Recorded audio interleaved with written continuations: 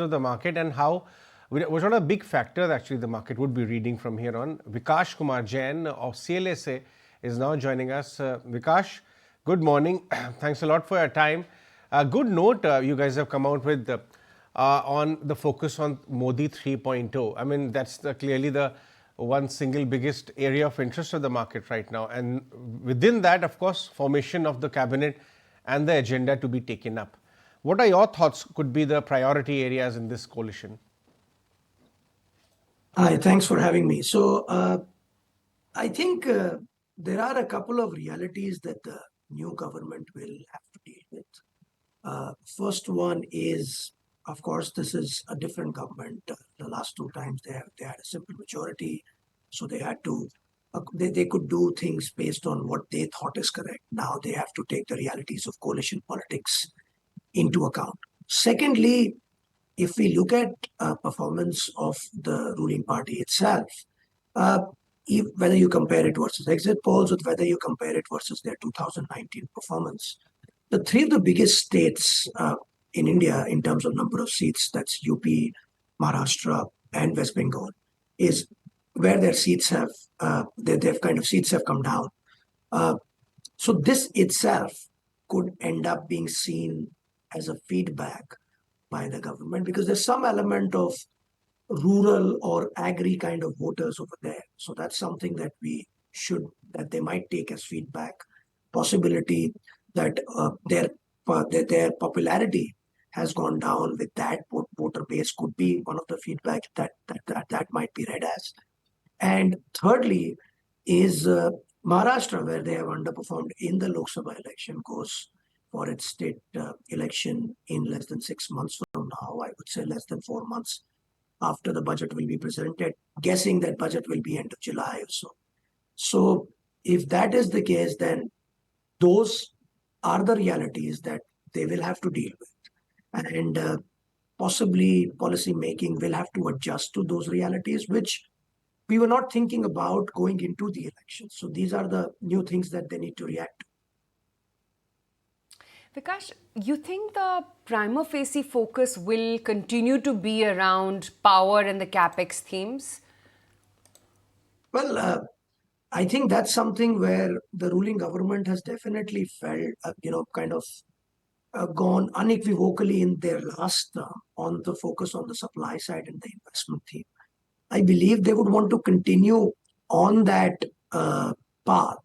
However, this time they will also have to somehow take into account the realities that we spoke about. So I would say, although the prima facie focus will be that side, but the pre-election rally that we were seeing in certain stocks, which can be said to be very investment type stocks, or the ones that we branded as Modi stocks in our note. I think that election rally had some assumption that the government will be unequivocally focused on capex. Some dilution to that assumption is possible given the new realities that the government faces. Okay, fair enough. So, give us a sense as to now what the outlook is when it comes to some of the stocks that you are fearing a derating in, where you believe that valuations perhaps now have run up quite considerably, and that would be maybe an avoid. So, even before the election results came out, the report that we wrote, the one on Modi stocks, which was last week, we did bring out the point that there, depending on the way these will be the stocks where there will be maximum action. Depending on which side the verdict is, the action will be on that side. But the parallels that we draw, like for example, PSUs can be seen to be loosely linked to be that kind of a space. Even in 2014 or in 2019, within a few days after the election verdict, PSU stocks made an interim top. So that is something that one should bear in mind, that even in years when the verdict was much stronger, uh, after a pre-election rally, there is a kind of a sell-on news which happens. This time, when the verdict is less strong and there are relatively more doubts around the whether there's going to be some dilution on the policy path as compared to being unequivocally focused on capex. I think there is even more reason why there could be, we could be towards the fag end of this index, if I may choose to call it that. That is the Modi index. Now, if in terms of the rally, because there's such a big build up, median return for this space, if you look at just the PSU part of the of about 27 stocks in of the 183 F&O names, which are the most liquid names, 27 PSU stocks, the median return for them was 55% in 6 months. 55%. So there is a lot of build up that has happened going into the event, and like we have seen many event based moves, after the event plays out, there is always a vulnerability that there is profit taking on that news. This time, even the news doesn't appear to be so one way positive. So from that perspective, the way we are thinking about this universe of 54 stocks, is unlike the last 6 months where the run was very secular. I mean, 90% of them, that is 49 out of 54 stocks, outperformed Nifty, where it was a completely positive list in the minds of investors.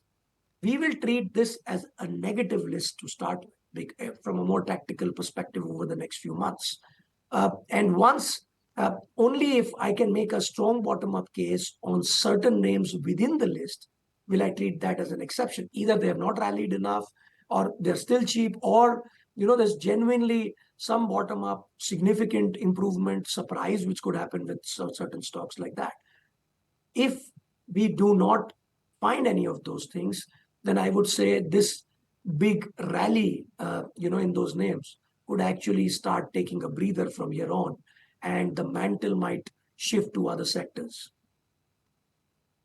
Because, the other thing is whether we've seen the best for markets at an index and overall level on Monday, or do you think there are better times ahead? Because there's also chatter that, a lot of froth is building up in the market, and perhaps this year is going to be about either price-wise or time-wise consolidation for valuations to ease off a little bit. Would you say the same? We've been in that camp right from the start of the year. So, despite the fact that's something which we also saw in the way the market has worked. If you look at it, where we are right now, the market is not even up. We feel like 6th month, and market is up about 5 to 6%, despite all of the big rally that we have seen in this 6 months. So clearly, and this is a time when there was the section of the market which was having a pretty strong rally in terms of the investment based stocks that we talked about. So despite that, there was some bit of lethargy in the other parts of the market, which is simply coming from the fact that the starting point is a very high valuation mark. And this is the other thing that if the result is not exactly as good as what we were hoping for in the pre-election rally, then there is always a risk that further up move will be limited, in terms of the fact that India right now is the second most expensive market in the world after Taiwan. So India is the second most expensive market. If you were to look at anyways, in terms of Indian equity valuation versus debt, Indian mid caps versus large caps, small caps versus large cap, it's quite extended in most of those parameters.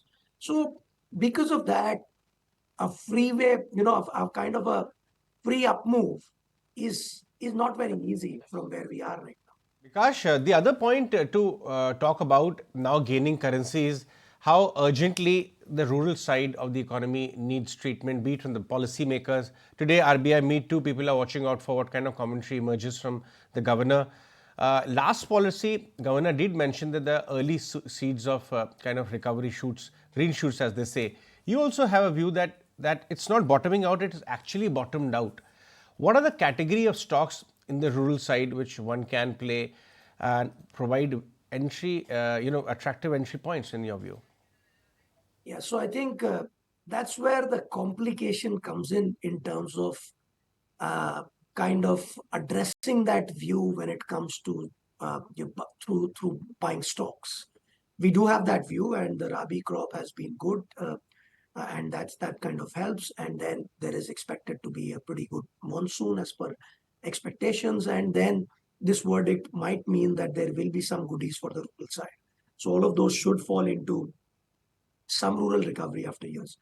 But the problem is that if you look at the typical rural names, uh, some two-wheeler stocks, some FMCG names, uh, it is not straightforward to kind of just go and buy them at today's price. Particularly, some of the FMCG names have had a pretty good rally in the last 2-3 days because these are not really cheap. And secondly, we do not really know what form the government action will be in terms of providing the goodies. Would it really be in the form that could translate into more soaps being sold, or not really? So that's the other bit which makes it a bit more complicated. So I would say that it's not very simple to just go and buy two-wheelers and just go and buy FMCG, because expectations over there were never really corrected to the reality of the way rural kind of slowed down. So that's where there are one or two names here and there. You will find one of them in our portfolio as well. But clearly, one needs to weigh everything versus what is built into it in terms of valuation and expectations. What are your thoughts on the energy transition related plays in India? I mean, in whatever coalition the government comes, there are certain areas of the economy which actually ask for urgent attention. Energy transition is one of them. Perhaps infra build up around energy transition. You all have some expectations around 100-day agenda on battery storage announcements. What are those? So I would say that our opinion about those stocks is that they definitely remain great medium-term bets in general. There is clearly talks of, maybe even not just, I mean, if you were to look at broader energy and renewables and some of those, there's more talk on the hydro side. There's of course a lot of talk on EVs, and but again, all of these were the same set of stocks which went up with a lot of expectation. So I just need to divide my view based on horizons. If you were to look at more from a 6 month to 9 month kind of a horizon, that the fact that they have rallied so much could impede significant outperformance in the near term. But having said that, clearly from a more medium term perspective, they remain pretty good theme. Okay, and give us a sense then as to what the outlook is when it comes to some of the changes made in the portfolio and some of the stocks or sectors where there is long-term promise. So our top-down thought is this kind of a mandate puts in some doubts in terms of, number one, a little bit of a doubt on the fact that the government will not have a complete free path in terms of what it wants to do, because this is a coalition that they're dealing with, and they'll have to coordinate. And the partners that we are talking about have their own history, plus even the current government, and they're hasn't really had a lot of experience in the last uh, so many years to deal with the coalition. So that's the one doubt on how this whole coordination thing will play out. Number two is the doubt that how much will the capex path, or the capex rate, this unequivocal capex policy making, how much will that get diluted? All of those doubts, whenever there are doubts like those, which are more macro doubts, they typically express themselves into cooling off of multiples. And our market, given the starting point, like I was saying, is anyways at an elevated multiple. So that's the first thought process, that anything which is particularly expensive, I would want to kind of stay away from it as much as possible. Secondly, is there is this set of stocks which, like I was saying, which went into the elections with a lot of expectations. There is likely to be a cool off over there. So I would definitely want to kind of reduce my, at least for the time being, the exposure over there. So the thought process is, within the India core basket, the ones that we like the most are either some relatively less expensive rural kind of place. Maybe if you can find some of those staple names, I could have found one of them.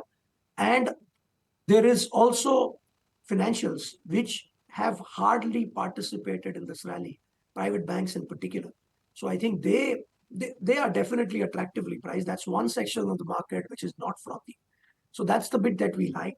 And then beyond that, we look at what's happening globally. And I would say our preferred defensive is right now IT. And we've kind of moved into IT and also some commodity names. So that's kind of a mix of global and within the domestic part being very cognizant of valuation, since I fear fear some contraction in multiples given the doubts which have got created. Right. Okay, Vikash, great to have you on the show today. Thank you so much for taking the time out.